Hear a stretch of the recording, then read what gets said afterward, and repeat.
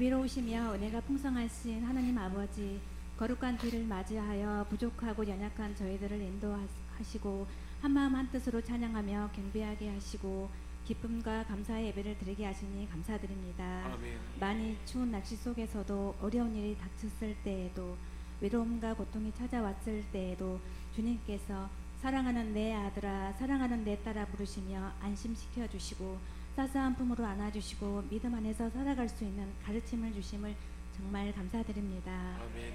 사랑의 하나님, 주님의 자녀로서 바른 생각과 실천이 있어야 했지만 곁눈질도 하고 미끄러지기도 하였습니다. 모든 일에 주님의 마음으로 보기보다 내 중심으로 생각하고 판단했습니다. 주님 이 시간 용서하여 주시기를 간절히 소망합니다. 더 낮추고 숙이며 성숙한 그리스도인이 되어야 함을 몸소 실천하며 주님을 섬기듯 서로 사랑과 존중으로 매사에 임하는 저희들 에게 인도하여 주옵소서. 아멘. 생명생 교회에 속한 모든 권속들이 주님의 축복 속에 항상 웃었으면 좋겠습니다. 건강 치유 중인 성도님 가정에 치유의 은사를 부어주시길 원합니다. 아멘. 간절히 붙잡고 기도하는 제목들 간절한 마음 주님 아시오니 응답하여 주시옵소서. 아멘. 성도님 모두가 예수님을 간증할 수 있는 놀라운 역사가 일어날 줄로 믿습니다. 아멘. 이 시간 귀한 말씀, 하나님 말씀, 목사님 선포하실 때에 피곤치 않도록 영육간의 강건함을 허락하시고 말씀이 저희들의 심령밭에 떨어져 30배, 60배, 100배의 결실을 맺는 귀한 역사의 시간 되게 하옵소서. 아멘. 교회와 성도님들을 위해 늘 기도하시며 수고하시는 목사님 가정을 축복해 주시옵고 목사님께서 올해 세우신 비전과 사역들이 온전히 잘 이루어지기를 소망하며 간절히 기도드립니다. 유치부, 아동부, 중고등부, 청년부 작년에 이르기까지 모든 부서가 합심하여 기도하며 튼튼히 세워져 나가고 또한 예수 그리스도의 사랑을 베풀며 전도의 물결이 일어나 풍성한 결실을 맺는 2024년 되기를 간절히 소망합니다. 이 시간 이곳에 주님의 은혜와 평강이 가득하게 하시니 정말 감사드립니다. 지금도 살아계셔서 역사하시는 예수님의 이름으로 기도드립니다. 아멘.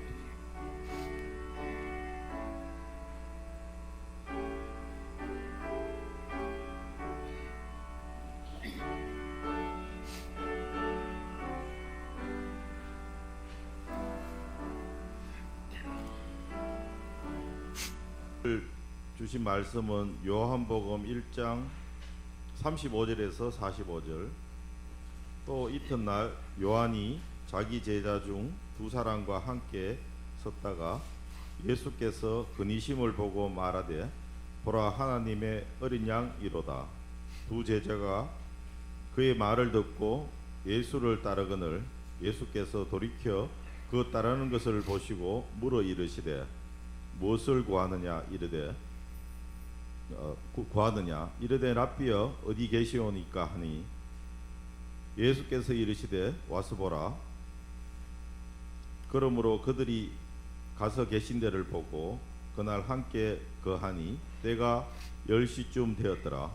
요한의 말을 듣고 예수를 따르는 두 사람 중에 하나는 시몬 베드로의 형제 안드레라. 그가 먼저 자기의 형제 시몬을 찾아 말하되 우리가 메시아를 만났다 하고 데리고 예수께로 오니 예수께서 보시고 이르시되 내가 요한의 아들 시몬이니 장차 게바라 하리라 하시니라. 이튿날 예수께서 갈릴리로 나가려 하시다가 빌립을 만나 이르시되 나를 따르라 하시니 빌립은 안드레와 베드로와 한 동네 베세다 사람이라.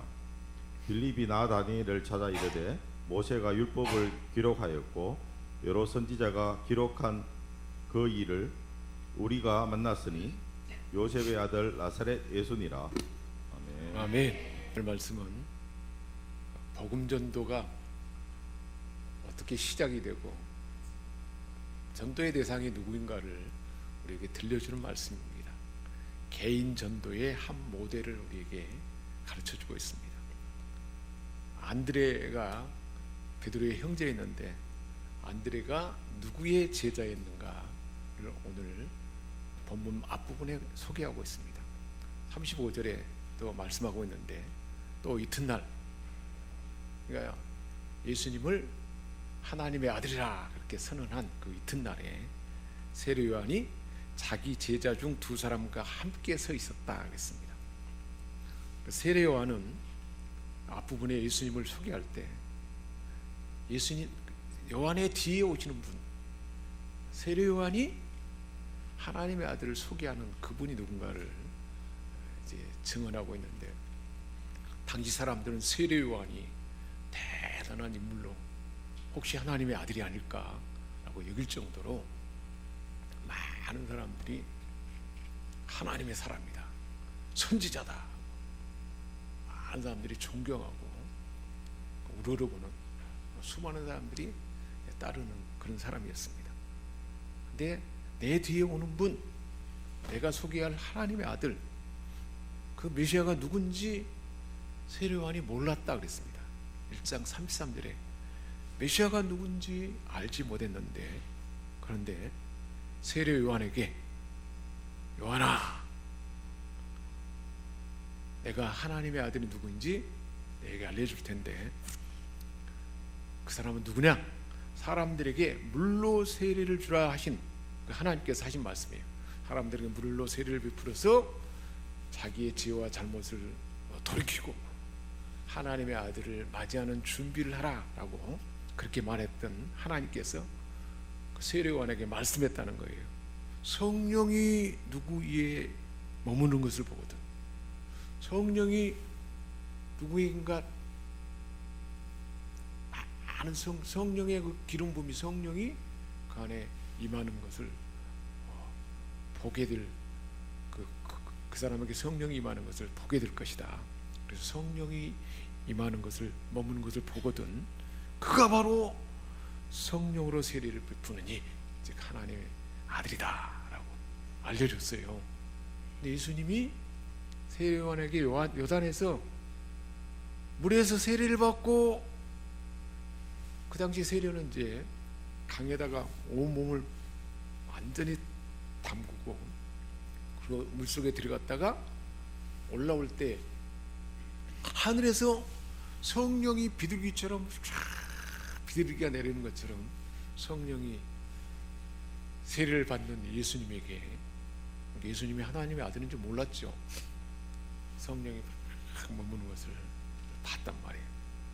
그래서 바로 이가 하나님의 아들이다 하는 것을 분명히 알고, 그래서 그 실제를 보고 34절에 말씀한 거예요. 34절에 그 실제를 보고 요한이 그렇게 말한 거예요. 보라, 세상 죄를 지고 가는 하나님의 어린 양이로다. 그렇게 증언하는 거예요. 하나님의 어린 양. 그러면 왜 하나님의 어린 양이라고 그러냐면, 이스라엘 사람들이 사람이 죄를 지면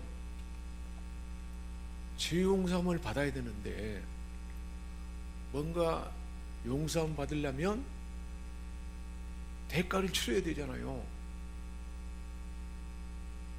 그런데 사람은 대가를 치를 죄가 없는 사람이 아무도 없어요. 그래서 하나님께서 사람이 용서하심을 받을 수 있는 방법은 흠이 없는 어린 양을, 짐승을 대신 죽게 함으로, 그래서 죽음으로 완전히 죽어가는 것을 보면서 내가 죽어야 할 대신 양이 대신 죽는 것을 보게 함으로 죄 용서함 받는 길을 하나님이 마련해 주셨잖아요. 그런 것처럼 그 어린 양이 흠없는 어린 양으로 세상 죄를 다 감당하고, 세상 죄라면 모든 사람의 죄를 말하는 거예요. 그러니까 저와 여러분의 죄도 어린 양 대신 예수님이 다 받아냈잖아요. 하나님이 사람 몸으로 이 땅에 오셔가지고 죄 없는 하나님의 아들이, 사람은 죄 없는 사람이 없잖아요. 그러니까 죄를 감당할 사람이 없어요. 흠 없는 하나님에만 가능하기 때문에 하나님이 사람 몸으로, 그리고 사람이어야 가능하기에 동정녀 처녀 마리아에게 성령으로 잉태된 예수님이 어린 양으로서 자기 몸을 죽음에 내주는 대가를 치렀잖아요. 죄 때문에 내가 죽어야 되는데 누가 대신 죽는 거예요? 예수님이 대신 죽게 된 거죠. 우리의 모든 악습들, 미움이 올라오고 분노가 올라오고 두려워하고 염려하고 이런 것이 다 죄 때문이에요. 그 죄 문제로 고통당하는 우리 인생들을 그대로 두고 볼 수가 없기 때문에 그게 흑암이고 어둠이잖아요. 예수님은 빛으로 오셔서 그 죄를 다 예수님이 받아냈어요. 그게 어린 양이에요.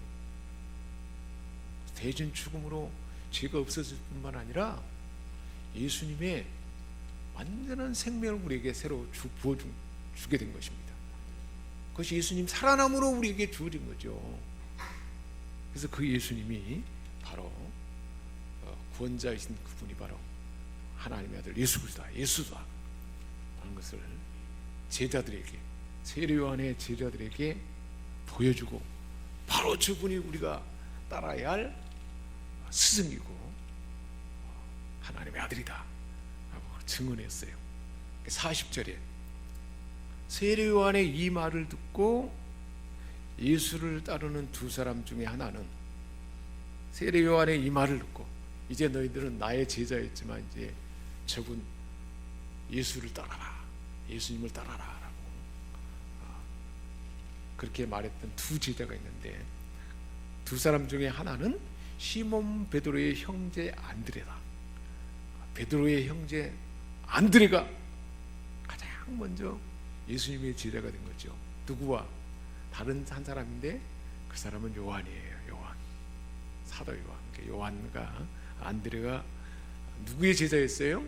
세례 요한의 제자였는데 이제 세례 요한이 지금까지 나의 제자였지만 이제는 저분을 따라라. 자기를 따르던 충직한 제자였는데 예수님께 보낸 거예요. 사람의 마음으로는 나를 따르는, 그리고 많은 사람들이 아직도 세례 요한을 좋아하는데 나의 제자를 누구에게 보내준 거예요? 너희들 이제는 저분에게 가라 라고 그렇게 알려준 것입니다. 세례 요한은 위대한 사람이에요. 그러니까 자기의 생각이, 자기 중심이 하나도 없는 거예요. 말 그대로 하나님의 아들 예수 그리스도가 올 길을 다 예비했고 하나님의 뜻이라면 그 뜻을 위해서 모든 것을 다 자기를 부인하고 그 뜻을 따르는 위대한 사람이었던 것입니다. 그래서 첫 번째로 부름받은 요한의 두 제자들이었는데, 그래서 요한은 이렇게 자신을 따르는 제자들에게 이제는 예수님을 따르도록 그렇게 권유하게 되었습니다. 세례 요한의 제자였던 안드레가 예수님을 만났어요. 그렇게 제자가 됐어요. 그리고 제일 먼저 찾아간 사람은 누구인가요? 요한이 예수님을 만났어요. 41절에 보니까 안드레가 예수를 만난 후에 제일 먼저 그의 형제인 시몬 베드로를 찾아갔습니다. 우리가 전도하려고 할 때 가장 우선적인 대상자는 가까운 가족이라는 것을 이렇게 보여준 것입니다. 전도할 우선 대상자가 누구예요? 가족, 친척과 이웃입니다. 안드레는 예수님을 메시아로 알고 하나님의 아들이라는 것을 알고 예수님을 따르기로 결심한 그 후에 누구보다 먼저 자기의 형제인 베드로를 찾아갔습니다. 그리고 안드레가 만난 그 예수님, 그 예수님께로 누구를 데리고 왔어요? 베드로를 데려온 거예요. 시몬을 데리고 온 것입니다. 그러니까 우리가 그리스도인이 되었고 하나님의 아들을 만난 그 예수님을 만난 그 후에 우리가 죄에서 자유함을 얻고 성령이 우리 안에 있기 때문에 하나님 말씀을 깨달아지고 하나님 아버지하고 기도할 수 있는 힘을 얻게 되고 찬양할 때 기쁨이 있고 평안이 있고 이 맛을 느끼잖아요. 그러면 그것으로 나 혼자만 이것을 듣고 있을 수가 없어요. 가장 가깝고 아직도 고통과 어둠 속에 있는 누군가를 찾게 할 수밖에 없습니다. 그래서 결심한 후에 먼저 자기 형제 베드로를 찾아갔고 예수님께로 데리고 온 것입니다. 사랑하는 사람에게 복음을 전하는 것은 당연한 일이잖아요. 그렇게 지금 잘 하고 있습니까? 사랑하는 사람께 복음을 전하는 것이 가장 간절한 소원일 것입니다. 우리 가운데도 지금 그런 사람들 많잖아요. 가장 가까운 가족, 얼마나 안타까운 마음으로 복음을 전하고 구원받기를 바라는지 몰라요. 베드로도 안드레도 지금 그렇게 자기 형 베드로를 그렇게 데려오게 된 것입니다. 안드레가 베드로에게 전도하면서 행한 두 가지 일이 있어요. 41절에 보니까 먼저 자기 형제 시몬을 찾아가서 뭐라고 말했어요? 내가 메시아를 만났다, 하나님을 만났다, 그렇게 고백한 거예요. 그러니까 우리가 전도할 때 전도 대상자에게 첫 번째 뭐라고 말하는 거예요? 내가 하나님의 아들 예수님을 만났다, 내가 이제 구원받게 됐다, 구원받은 후에 마음에 평강이 있고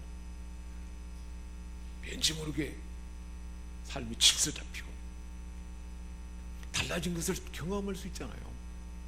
그래서 내가 구원받아서 지금 이런 일이 있다 하고 그렇게 고백을 한 것입니다. 그리고는 42절에 뭐라고 했어요? 시몬을 데리고 예수님께로 나아갔습니다. 두 가지 일이에요. 내가 만난 예수님에 대해서 베드로에게, 그 전도 대상자에게 소개한 거예요. 내가 하나님을 만나고 교회 나오고서부터, 교회 나온 이후로부터 내 삶이 이렇게 달라졌다. 분명히 달라진 것이 있어요. 그 확신을, 그 경험을 전도 대상자에게 그대로 알려주는 것입니다. 그 즉시로 누구께로 인도했어요?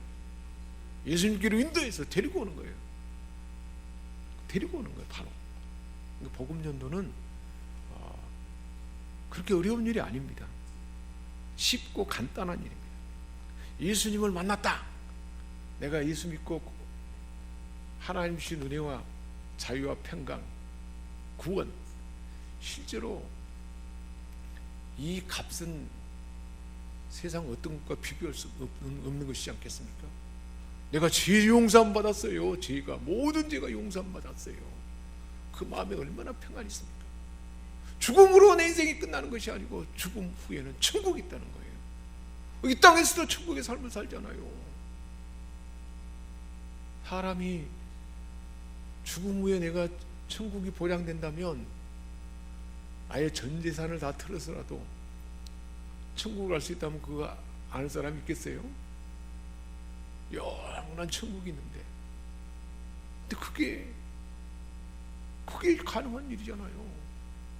영원한 천국뿐만 아니라 이 세상의 삶 가운데서도 하나님 나라를 경험할 수가 있습니다. 우리 인생의 죄 때문에 근본적으로 무질서하고 혼란하고 두렵고 염려하고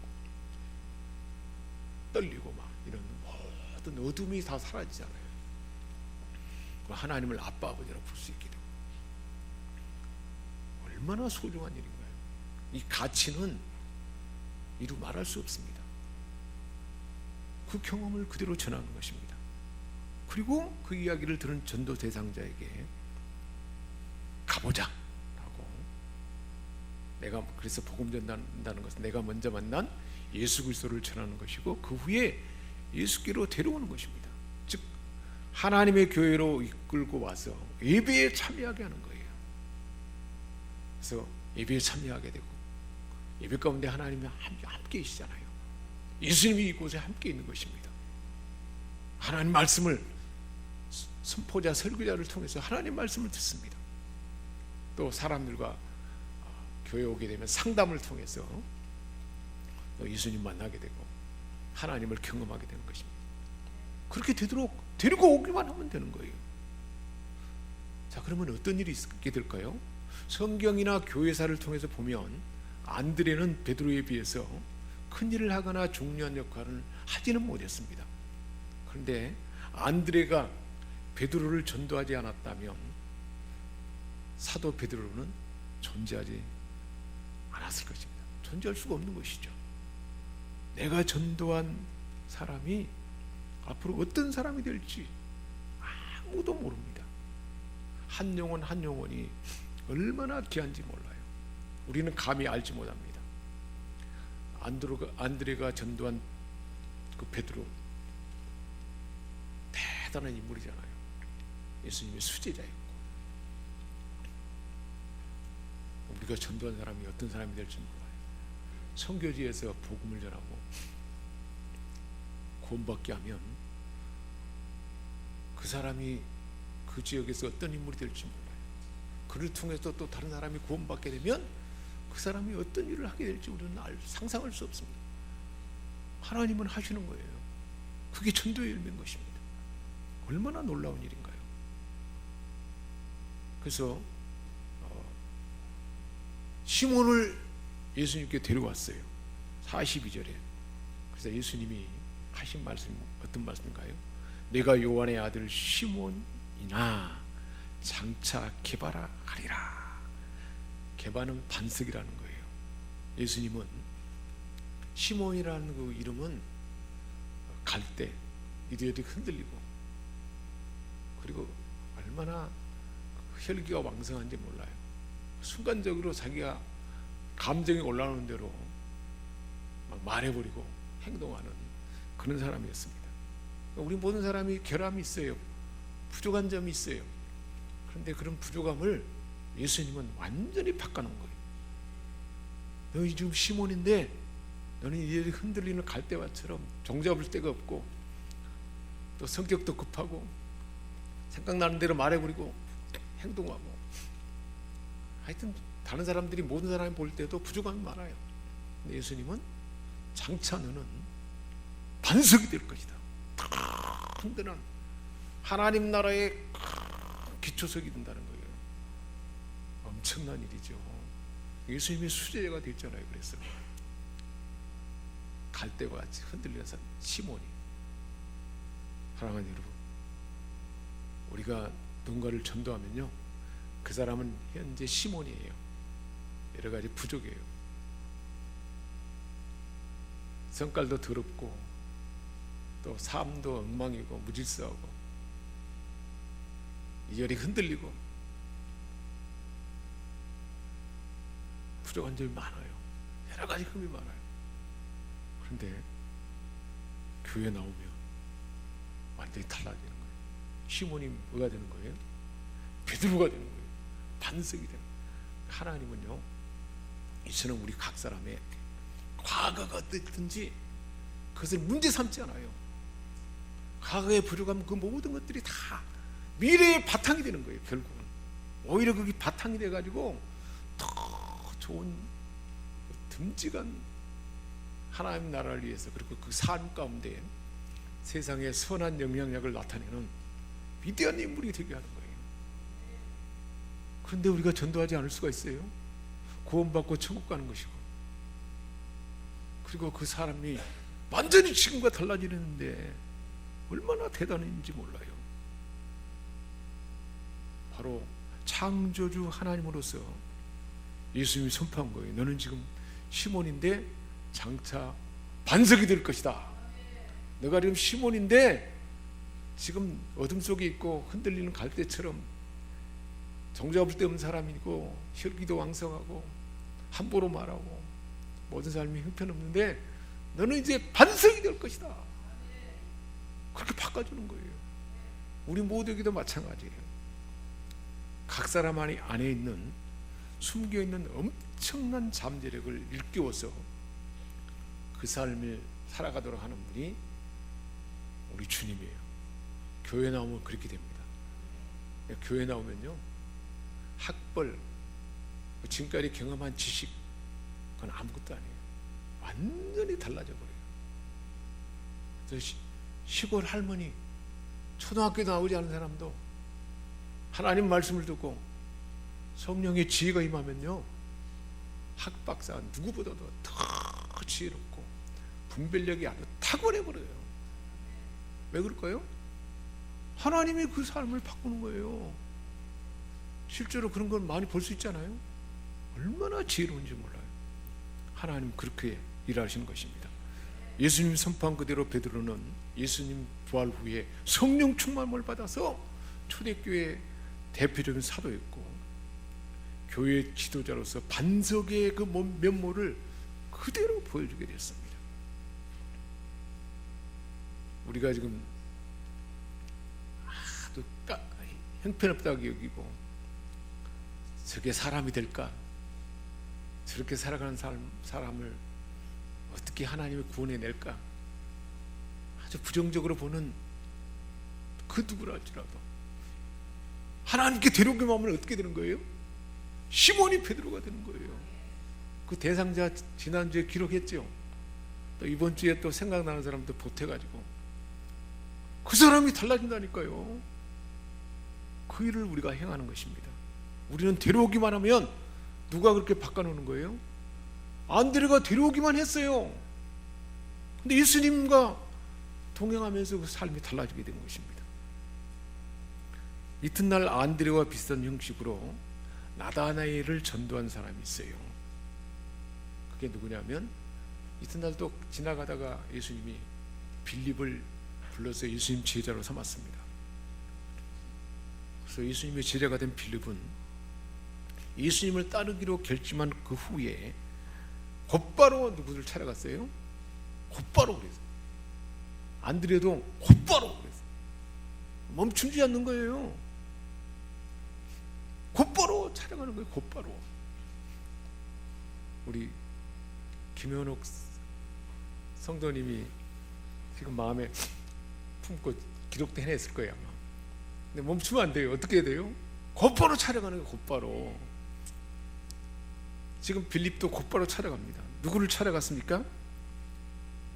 자신이 만났던 예수를 전하기 위해서 곧바로 나다나엘을 찾아갔다 그랬어요. 그래서 나다나엘에게 찾아가서 내가 만난 하나님의 아들 목수의 아들이다. 예수 하나님의 아들, 내가 하나님의 아들을 만났다. 그가 바로 하나님의 아들이다 라고 이야기를 했더니 나다나엘이 아니 나사렛에서 무슨 선한 것이 있을 수 있느냐 그러고 그 말을 거부하고 받아들이지 않았어요. 부정적으로 말하는 거예요. 그러니까 우리가 전도하면 교회 다니는 사람들 뭐 삶도 엉망이고 부정적인 것을 매스컴에서 많이 봤기 때문에 그걸 부정적으로 말한다는 거예요. 그럴 때 빌립이 한 일이 있잖아요. 빌립은 뭐라고 그랬어요? 와 보라, 와 보라. 확신에 찬 태도로 전도한 거예요. 와 봐라, 한번 가보자. 교회 오기만 와봐. 너 삶이 완전히 달라질 거야. 와봐, 와 보라, 와 보라, 와 보기만 하라. 어떤 방식으로 틀어놨든지 가보자. 그렇게 초청해 전도하는 것입니다. 그게 바로 전도하는 방식인 것을 오늘 말씀 우리에게 들려주고 있습니다. 빌립보 간수였어요. 이 사람은 바울과 실라를 옥에 가뒀는데 밤중에 이들이 막 찬양을 하더니 옥문이 열리고 완전히 그냥 이상한 일이 일어났어요. 간수가 죽으려고 그랬잖아요. 자기를 범인을 제수를 잘 지키지 못했기 때문에. 그러자 바울과 실라가 우리가 여기 있다. 다른 데 가지 않고 여기 있다. 그러면서 살아계신 하나님을 경험하게 되잖아요. 그러자 간수는 자기 집의 모든 사람을 데리고 와서 복음을 듣지 않습니까? 가족들을 다 전부 모아서 복음을 듣게 했습니다. 마태는 예수를 초청 후에 자기 집에 예수님을 초청해서 음식을 잡수게 하면서 많은 세리와 죄인들을 예수님께 소개해서 데려왔습니다. 오늘 말씀에도 예수님을 메시아로 확신한 후에 안드레는 베드로에게, 빌립은 나다나엘에게, 거라사인 군대 귀신 들린 사람도 예수님을 만나서 정신이 온전해졌습니다. 그러자 예수님이 그에게 말했습니다. 친족에게 가서 너에게 일어난 일을 고하라. 내가 경험한 그 일을 가까운 사람에게 전하라 그랬습니다. 전혀 알지 못한 사람에게 복음을 전하는 것보다 내가 관계를 맺고 있는 그 사람에게 복음을 전하는 것을 우리 주님은 이렇게 가르쳐 준 것입니다. 그래야 받아들이기도 쉽죠. 자연스러운 방법이죠. 우리가 이 복음을 전할 때 그런데 쉽지 않아요. 그래서 우리가 늘 마음에 품어야 할 몇 가지가 있어요. 그 사람과 내가 껄끄러운 관계면 말을 잘 듣지 않아요. 그러니까 깨어진 관계를 회복하도록 해야 돼요. 내가 사랑으로 복음을 전해야 되니까 어떻게든 화해를 하고 하나님께 기도하고 화해의 손을 내밀고 섬겨주고 관계가 회복되도록 해야 돼요. 그게 꼭 필요해요. 깨어진 관계는 성령의 역사를 방해하는 거예요. 그러니까 깨어진 관계가 좀 껄끄럽다 그러면 어떻게든지 밥을 사주든지 선물을 사주든지 또 그가 좋아하는 어떤 섬김을 그 사람의 특징에 맞게끔 그가 좋아하는 것으로 뭔가를 베풀면 관계가 회복되잖아요. 그렇지 않을 사람 하나도 없어요. 그가 좋아하는 것 하나님이 성령님이 알게 할 겁니다. 그 마음이 풀어질 수 있는 것 그걸 생각나게 하는 거예요. 그래서 그것으로 관계를 회복하는 것입니다. 또 한편으로 복음을 전하는데 두려운 마음이 있어요. 내가 복음을 전했는데 딱 거절해버리거나 핀잔을 주거나 오히려 비난하거나 그럴 수 있어요. 그에 대한 두려움이 있어요. 그러나 디모데후서 1장 7절에 하나님께서 우리에게 주시는 마음은 두려워하는 마음이 아니고 오직 능력과 근심과 사랑이라고 했어요. 하나님께서는 우리가 뭔 마음을 줘요? 복음 전할 때 능력을 주세요. 근심, 그 사람을 소중히 여기고 마음을 쏟아서 그 사람을 생각하는 그 마음을 주고요. 하나님 능력을 주시는 거예요. 할렐루야. 마음만 먹으면 그래서 작정을 하는 거예요. 우리가 두려운 마음이 있을 때 하나님 우리에게 능력과 사랑과 근신을 준단 말이에요. 그러니까 두려워하지 말아야 돼요. 예전에 거절하고 반박하고 안 들었다 하더라고 그것을 지금까지 그런다고 생각하면 안 돼요. 하나님 주신 마음은 어떤 마음이라고요? 능력을 주시고 사랑의 마음도 주시고 근신하고 그 사람을 더 생각하는 그 마음을 하나님 우리에게 주신다는 거예요. 복음을 전할 때 하나님은 그렇게 역사해요.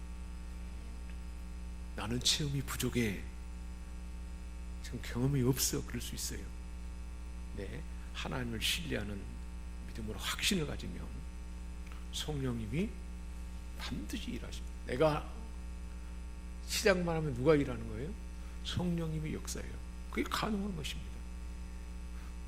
그렇게 하려면 어떻게 해야 될까? 구체적으로 전도 대상자를 분명하게 정하는 거예요. 그래서 우리가 작성해내야 돼요. 누구 대상자를 성령님이 말씀을 때 생각나게 하잖아요. 반드시 지난주에 많은 사람들이 기록해냈는데 한 사람도 빠짐없이 꼭 이 귀한 일에 참여해야 되지 않겠어요? 지금 생각나는 사람을 가족이나 부모, 자녀, 친지, 친구 중 내가 전할 대상자를 기록하는 거예요. 지금 또 한번 기록해봐요. 지난주에 기록해냈지만 또 생각나는 사람을 기록해내는 거예요. 그리고 기록해내면요 기록만 해냈지 행동하지 않아요. 우리가 뭔가를 결정했으면 정했으면 그 일이 가능하도록 관심을 갖고 기도도 하고 그 사람에게 또 관계를 회복하게 하고 그 모든 걸 해야 되잖아요. 행동해야 되잖아요. 그러니까 기록해내고 언제까지 내가 전도할 것이다 기한을 정해야 돼요. 안 되면 어떻게 했어요? 당장 내가 다음 주에 데리고 오겠다. 그렇게 마음을 작정해야 돼요. 내 마음에 확신을 주는 대로. 아니면 이번 달 내로 내가 데려오겠다. 기한을 정해야 돼요. 내가 그 사람과 관계가 잘 맺어져 있잖아요. 껄끄러운 관계가 아니고 서로 터통할 수 있는 관계면 당장 데려올 수 있잖아요. 그런 사람은 당장 데리고 와야 돼요. 가족 중에서도 나와 그 친밀함이 있고 끈끈한 관계가 있으면 당장 들을 수 있어요. 그리고 이제 한 달 후에나 다음 달이나 2달 이내에 드리고 오려면 그 안에 어떻게 될까요? 그를 위해서 기도하고 선물도 주고 그가 좋아하는 이벤트를 해야 돼요. 이벤트. 그의 마음을 풀어주고 같이 식사도 하고 할 수 있는 방법이 여러 가지 있을 수 있잖아요. 시간을 정하고 그리고 나서 기회를 포착해야 돼요. 기회를 살펴봐야 돼요. 가만 놔두면 안 돼요. 좋은 기회를 살펴봐야 돼요. 이때다 싶을 때 뭔가 호의적인 관계가 됐을 때 그때 바로 시작해야 돼요. 세월을 아끼라 그랬잖아요. 아끼란 말은 그 기회를 놓치지 말고 건져내라는 거예요. 가능한 화목한 관계를 유지하고요. 섬기고 대적하면서 복음 전할 기회를 잡는 것이고 또 우리가 또 해야 할 일은 기도할 때 사단의 세력을 묶어야 돼요. 어둠의 세력은 전도하는 것을 제일 싫어해요. 복음 전하는 걸 가장 싫어하기 때문에 그 마음이 어떻게 핑계를 대든 빠져나오려고 그렇게 하도록 환경을 만듭니다. 방해합니다. 근데 예수님은 마귀를 멸했잖아요. 예수님과 보혈의 권세로 사탄을 묶어버려야 돼요. 땅에서 메고 하늘에도, 땅에서 메면 하늘에서 메고 땅에서 풀면 하늘에 풀린다 그랬잖아요. 그리고 이제 아주 중요한 사람을 대상으로 전도하는데 막힌다 그럴 때는 뭘 해야 될까요? 심지어는 금식하고 기도함으로써 무장해야 돼요. 영혼에 대한 간절한 소원이 있으면 더 하나님이 일하는 것입니다. 그래서 영접하도록 마음을 준비시키고 증거할 기회를 달라고 하나님께 기도하면 반드시 적절한 기회를 준 것입니다. 예수님 말씀했어요. 너희가 내 이름으로 구하지 아니하였으나 구하라. 구하라. 지금까지 구하지 않았지만 구하라. 구하면 받으리니 너희 기쁨이 충만하리라. 그리고는 이제 기회가 주면 분명하게 복음을 전하는 거예요. 하나님 우리 모든 사람을 사랑했는데 우리 인생은 죄에 빠졌습니다. 죄에 빠진 사람은 이렇게 덧없이 고통 가운데 살 수밖에 없는데 그러니 우리 인생을 그대로 놔두지 않고 하나님이 사랑하기 때문에 하나님의 아들을 이 땅에 보내주셔서 우리를 대신해서 죽고 살아나서 우리에게 구원을 주셨고 죄값을 대신 치르고 자유를 주셨습니다. 그 예수님을 믿기만 하면 교회에 나오기만 하면 구원을 받게 되고 평안이 임하고 영생을 얻게 되고 이것보다 귀한 것이 어딨냐. 그렇게 전하는 것입니다. 생생한 체험, 보고 듣고 느끼고 변화된 것을 내가 기록해야 돼요. 그러니까 나의 체험을 간증할 수 있도록 준비해놓고 그 사람에게 알맞게끔 전하기만 하면 하나님이 일하는 것입니다. 기도하겠습니다. 하나님 아버지, 우리에게 은혜를 주셔서 복음 전할 담대함을 주시고 이를 감당하도록 말씀을 주시니 감사드립니다. 하나님 이미 대상자를 정했습니다. 또한 언제까지 전도할 건지 기한도 확정하게 하시고 잘 준비해서 마침내 구원하도록 도와주옵소서. 우리가 구하는 것보다 더 온전케 일하실 그 하나님을 기대하며 감사드리며 우리 주 예수 그리스도의 이름으로 기도합니다. 아멘.